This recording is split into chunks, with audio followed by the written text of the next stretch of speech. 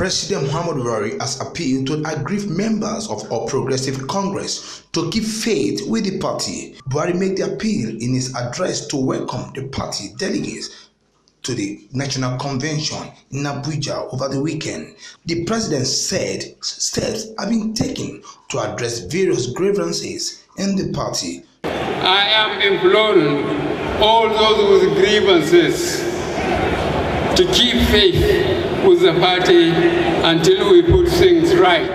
I have been following the preparations leading to this event, and I must commend this convention committee under the leadership of His Excellency Governor Badar Abubakar for providing a level playing field and instilling confidence in both aspirants and delegates with their thorough approach and adherence to transparency. Meanwhile, the immediate past national chairman of All Progressive Congress, John Oyegun, has paid tribute to the party founding father and long-standing members of the party, attributed that some of the challenges facing the party are the fact that the party is a ruling party. And because of you all, including of course the later additions, NPDP and a faction of ABLA, it is because of you we are here today. It is because of you, and like I said, I look right, I look left, and I see one strong party. I see a vibrant party. I see a party of passionate followers who are ready to follow our president because of the principled leadership in spite of the crude abuses, insinuations, fake stories that have been hauled in his direction, all of which he has not allowed to dissuade him in any way or detract him from his cause.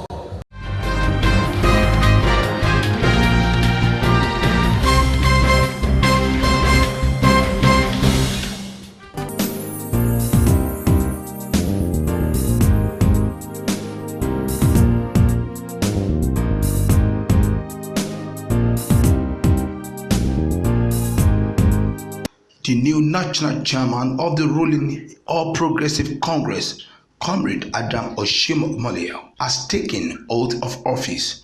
Oshiomhole, who emerged unopposed along with 25 others on Saturday during the party's national convention in Abuja, has also administered oath of office on other members of the party's National Working Committee. The Attorney General of the Federation and Minister of Justice, Abubakar Malami, administered the oath on APC National Chairman and National Secretary, Alhaji Mai Mala Buni.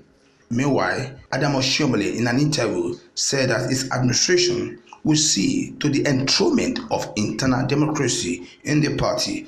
I think my challenge is simply to build on the foundation already laid. We are not going to reinvent the wheel. We will deepen internal democracy. We will create more platform for people to engage in debates and conversation on policy choices, policy options, about governance, about the economy.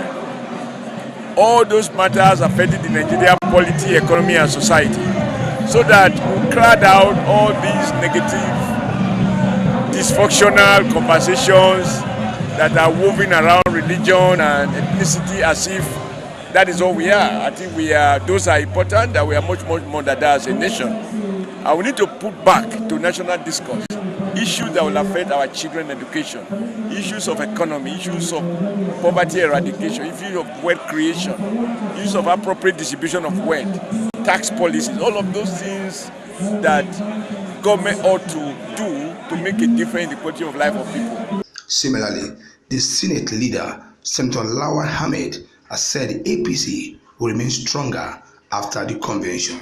After this convention, this party will come out much more united because there will be transparency, there will be integrity in the election process, and both losers and winners will be winners.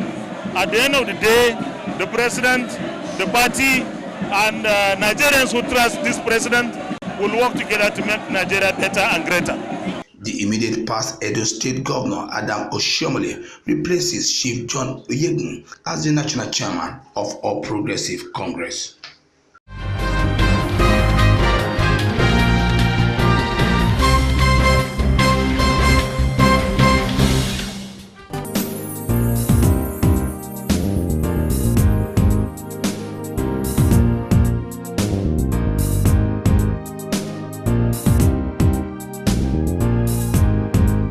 The Senate President Bukola Saraki and the Speaker of the House of Representatives Yakubu Dogara have urged Adam Oshiomhole-led National Working Committee of All Progressive Congress to stamp out injustice from the party. Both leaders gave their advice at the weekend at the National Convention of the APC. Saraki in his remarks said APC must stamp out injustice and bring all members together to work as a team. He noted that there were challenges on the ground which the leadership must take head on.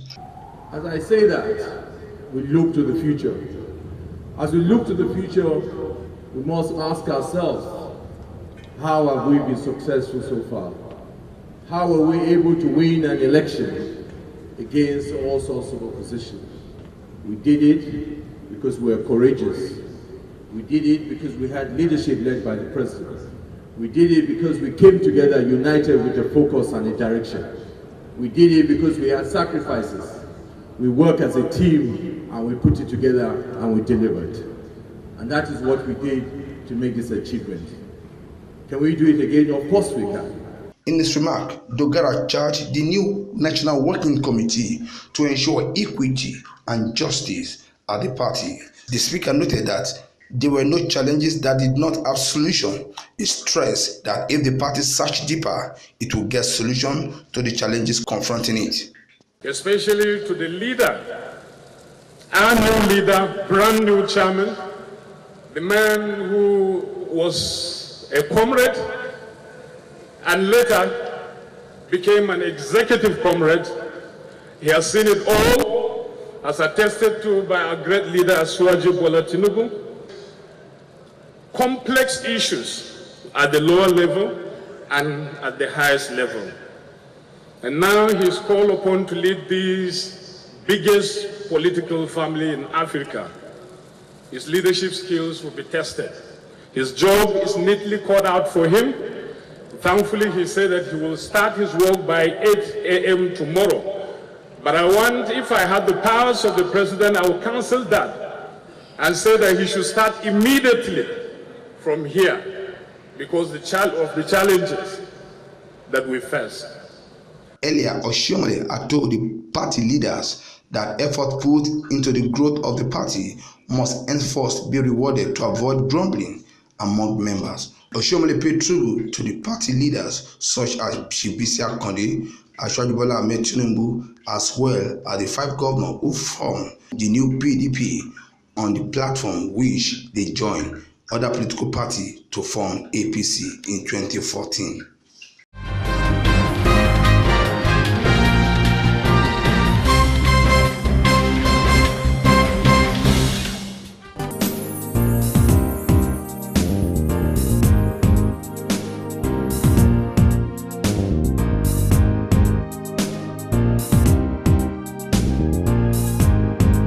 Executive Director, Victim Support Fund, Dr. Sunday Ochoche, says the fund has concluded plan to support victims of herdsmen attack in Benue State.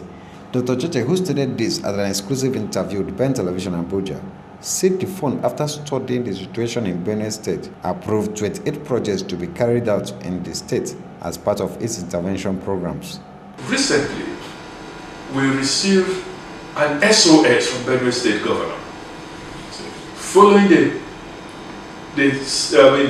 major devastations in Benue State. Can Victim Support please come and assist us?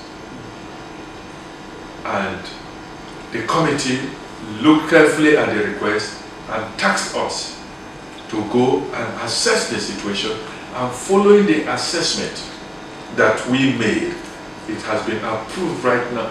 28 projects have been approved for intervention in Benue State. is largely going to be the reconstruction of schools and clinics that have been damaged as a result of the herdsmen farmers clashes. So that is the first and the only one we have done outside the Boko Haram insurgency for now. He noted that the fund since 2014, after its inauguration by former Nigerian President Goodluck Jonathan, has spent a total of 10 billion in helping out victims of Boko Haram. Since operation, by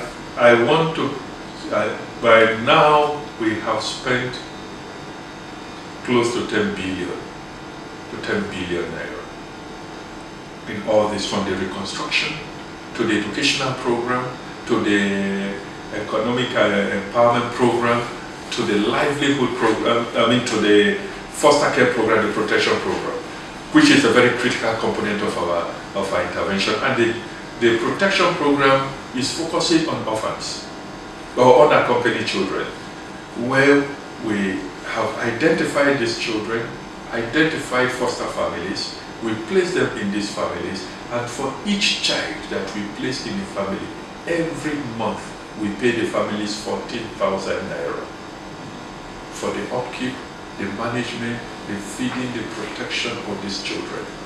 While noting that the organization have not received any foreign assistance, said the fund is facing a lot of challenges in carrying out their mandates. So there are significant challenges that we are having to face, but of course there are issues, the safety issues, the security issues, also the security of my staff and our partners. It's not been easy engaging in some of those things, but when you take on certain responsibilities, they come with certain, your work as a journalist comes with its risks, comes with its dangers. You knew some of those before you took them up. This comes with some particular challenges. We knew some of it before taking it out, but I can tell you it's not always easy stepping out to some of those places. In Abuja, LM Chukwemeka reports.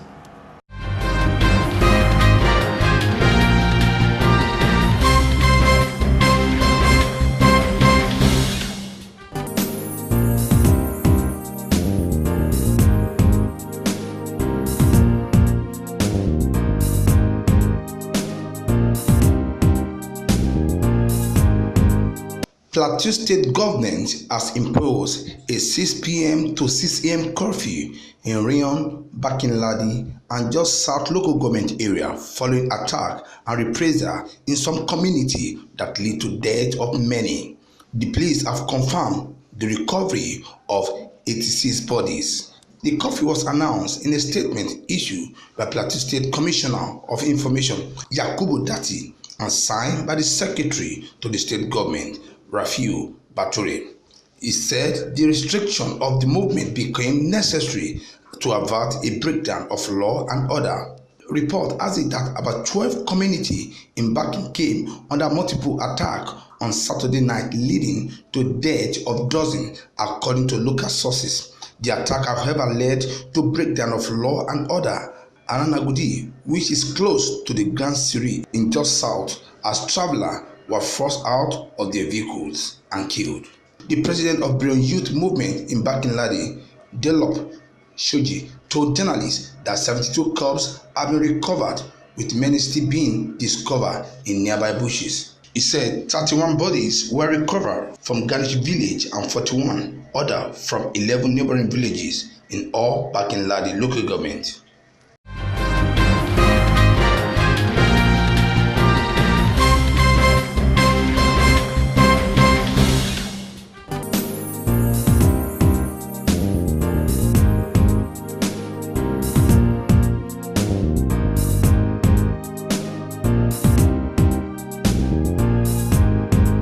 The National Assembly has justified its stand on the 2018 appropriation bill, explaining the project and vote in the 2018 budget were rigged by the legislature to correct alleged imbalance in the appropriation bill presented by the executive.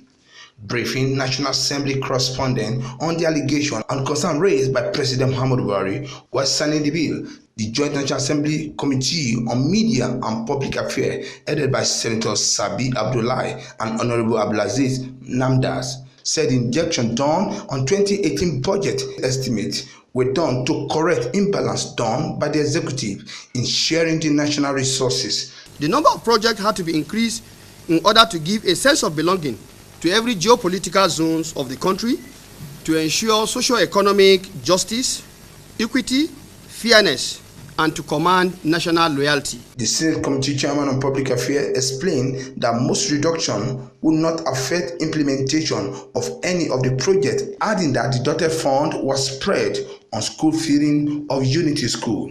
They urged all executive appointees to ensure that they brief Mr. President with the truth and facts of their engagement to promote healthy and harmonious relationship between the executive and legislature. President emphasized to the nation the urgent need to develop our human capital, which are our people and especially the youths. It is on this note that the National Assembly should be commended to the degree that most of the human development projects were captured in the budget by the legislature. Nigerians should note that due to the back and forth that we have experienced in the past, the improvement of the budgetary process should be a higher priority than trading blames. This trading of blames and unnecessary scapegoating is not healthy, as it creates needless conflict between the two arms of government. Finally, in order to ensure that all capital projects in the 2018 budget receive their necessary financing in the 2018 budget, we call on Mr. President to present the borrowing plan to the National Assembly so that we can approve it. We therefore want to urge all executive appointees to ensure that they brief Mr. President with the truth and facts of their engagement to promote healthy and harmonious relationship between the executive and the legislature.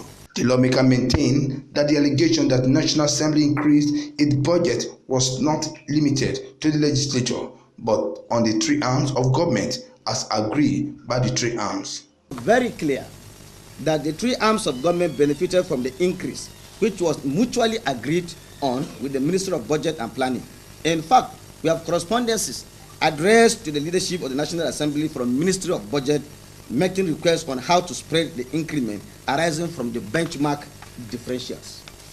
It should be noted that the budget of the National Assembly as at 2014 was 150 billion, which is still 10.5 billion more than our current figure, despite increased national challenges that requires frequent public hearings held on almost a daily basis at high cost and intense oversight, which has become more thorough and incisive in order to check the executive.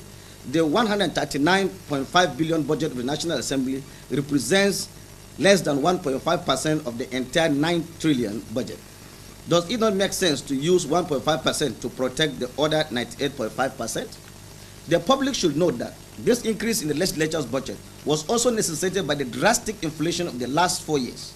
The need to rehabilitate the National Assembly deteriorating facilities, like the elevators, you can see it around when you're coming up, which shut down almost weekly, spending hundreds of millions to procure diesel to constantly power the entire complex, and the need to immediately upgrade the security facilities of the complex. The National Assembly, however, called on President Buhari to present the borrowing plan to the National Assembly in order to ensure that the all capital projects in 2018 budget receive their necessary financing in the 2018 budget. From National Assembly Complex, Abuja, Muyiwa Bamdele reporting.